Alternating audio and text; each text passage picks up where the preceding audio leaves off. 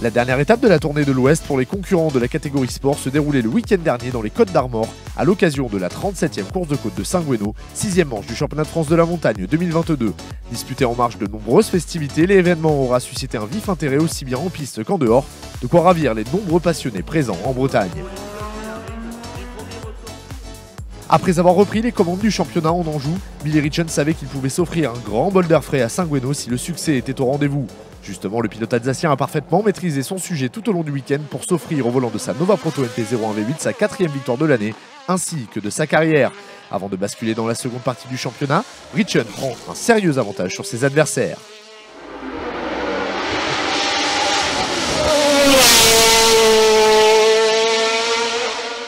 Franchement, c'est parfait, super belle course, je suis super content, on a fait une belle perf durant tout le week-end, donc c'est vraiment cool. Pour le reste de la saison, c'est plutôt pas mal. Là, voilà, on est à mi-championnat, on se retrouve en tête, on a un petit peu d'avance. Alors c'est sûr que le championnat il est encore long, on va pas tout de suite voilà, tirer des conclusions à ça, mais c'est vrai que ça s'annonce plutôt bien et ça donne envie de finir le championnat et de voir à la fin de saison si j'arrive à décrocher ce titre ou non, quoi.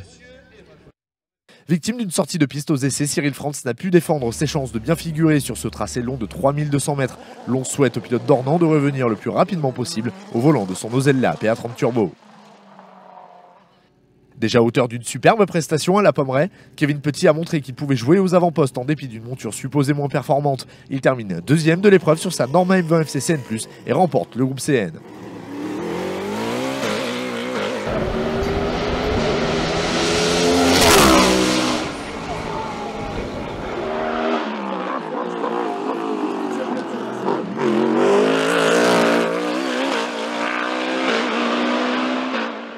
Troisième podium de la saison pour Anthony Lebelair au volant de sa Norma M20 FC 1,7 litre turbo engagé dans le groupe de SC qui démontre à quel point il pourrait influer dans la lutte à la victoire lors des prochains rendez-vous.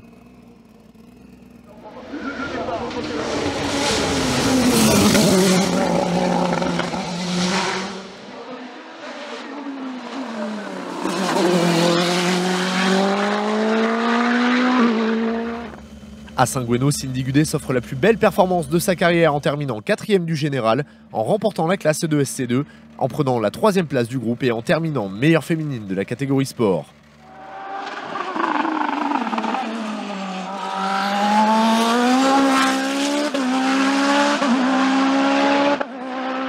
Dans le même temps, Axel Petit remporte la classe de SC1 tout en se classant 6e au scratch sur sa Nova Proto NP03 à moteur de moto. Il termine par la même occasion meilleur jeune de la catégorie sport.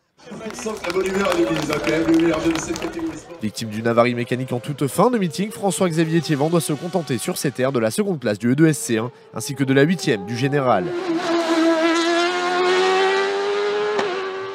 Deuxième du groupe CN, Olivier Berreur impose sa Norma M20F à moteur BMW 3 litres dans la classe CN3 pour la 6e fois de la saison et prend également la 10e position du scratch. Au prix d'une très grosse lutte en piste, Sébastien Tourillon arrache la victoire dans la classe CN2 au volant de sa Norma M20 FC 2 litres. C'est dans la dernière montée que cette hiérarchie s'est officiellement décidée et Sylvain Moyon en termine donc à la seconde position sur sa M20F. Troisième de cette même classe et également sur une Norma M20F 2 litres, Jean-Jacques Louvet montre que sa pointe de vitesse est toujours au rendez-vous. Démonstration de haute volée en CM de la part d'Yves Tolly, qui au volant de son Speedcar GTR remporte la classe, en signe le nouveau record du tracé et prend surtout la 3e place du groupe CN.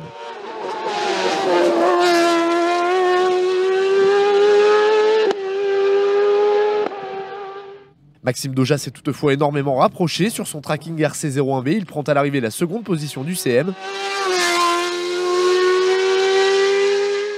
Les deux hommes devancent deux autres pilotes de tracking, d'abord le belge Anthony Daran sur le podium de la classe donc, et Simon Taponard 4e du CM qui a longtemps fait partie des prétendants au top 3 de la spécialité.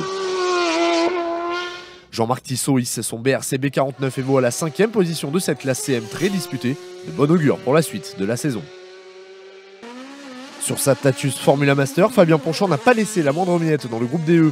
Il s'y impose, termine 5e du général tout en signant comme Tolly le nouveau record du DE8 à Saint-Gouénot.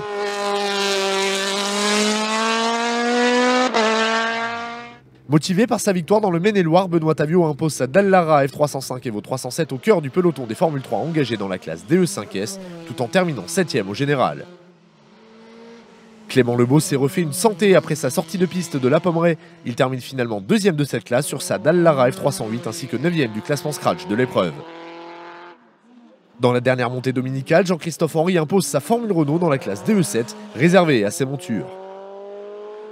Nicolas Ness a tout tenté mais doit finalement échouer à la 2e place de ce classement.